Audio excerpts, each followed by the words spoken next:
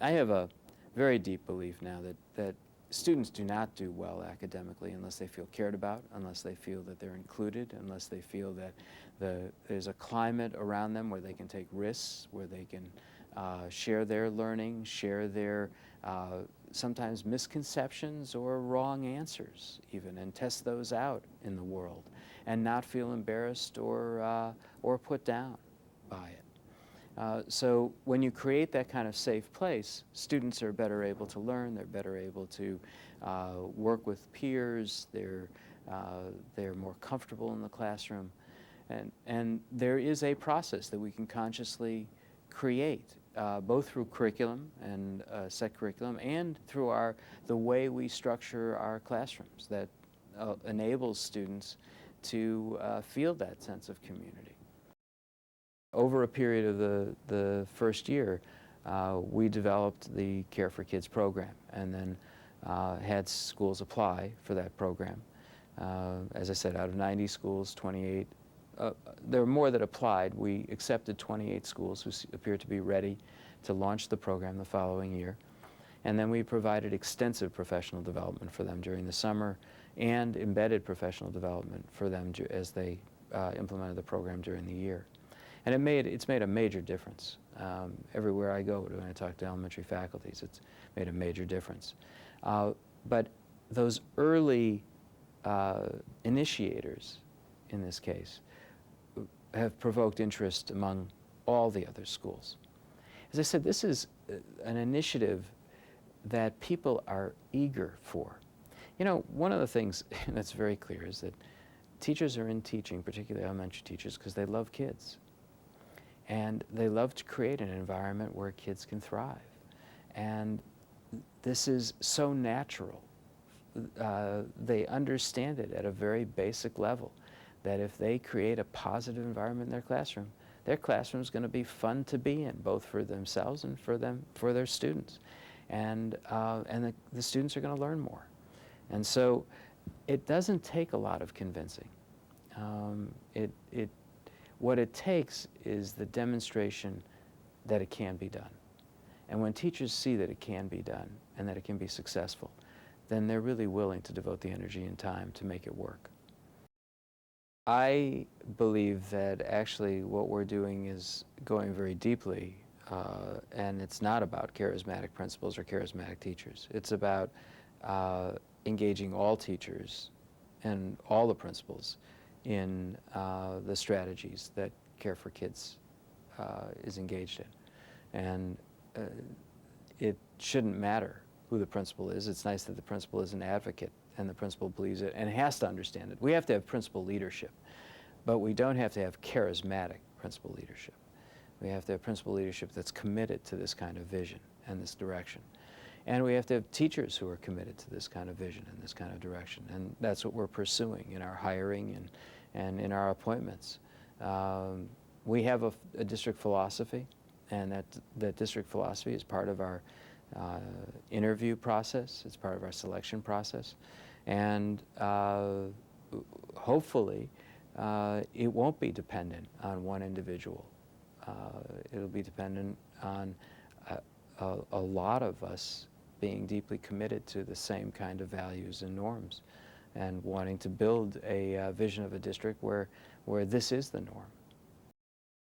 Once you've done it, you realize that, or once you've been involved in social emotional learning, it changes the way you teach. It changes the way you are in a classroom. It changes the interaction you have with students so that you don't have the kinds of discipline problems you've had before. You don't have the kinds of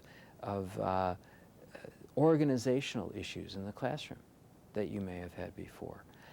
And what's so interesting is in giving up some of your authority to students, which is sometimes very difficult for teachers, you realize that you actually have more authority. And it's one of those paradoxes in life, that when you literally involve students in class meetings, when you involve them in these morning meetings and discussions and sharing, that actually you giving up control allows you to have even more control and more direction of the classroom, because it's more of a collective focus, and students buy in. And once they buy in, they're part of the classroom, and they're committed to what you're doing. Why doesn't everybody do it? Well, first of all, there are probably two major reasons. One is that we're very tied up in the struggle to reach proficiency. With No Child Left Behind, with the targets that have been set, I think most educators are in a panic to attempt to do all they can to prepare students academically for the test and test results. I happen to believe that this is the best preparation for positive test results. I think once you teach students those kinds of social skills, once they build that sense of community, you can move much faster academically than you would otherwise. You have far fewer behavior problems, far fewer disruptions, far more collaboration on learning so that students support each other's learning. But it takes investment of time on the front end, and sometimes we're not willing to devote that time. The other is it takes skill. To lead a class meeting, an effective class meeting, takes the ability to not intervene too soon, to not impose one's own values and one's own thoughts on the situation, and let students engage and discuss and struggle for a while and think about a situation carefully and think about what might be right or wrong in a situation and what are different possibilities and different options.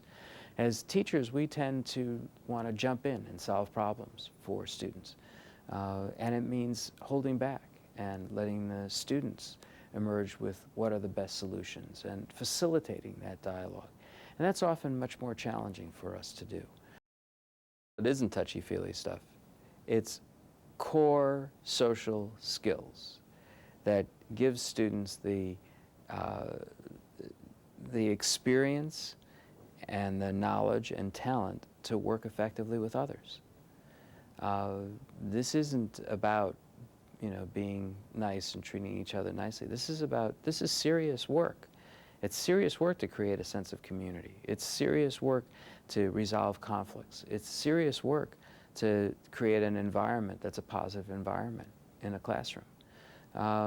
And it's serious work on the student's part to be able to manage themselves in a way that is constructive. And that's the most important contribution that they learn. I would say that it's essential for higher quality results academically. And it's not that you don't have to do the academic work then. You have to do the academic work. But frankly, the academic work is made easier once you do this. For more information about what works in public education, go to edutopia.org.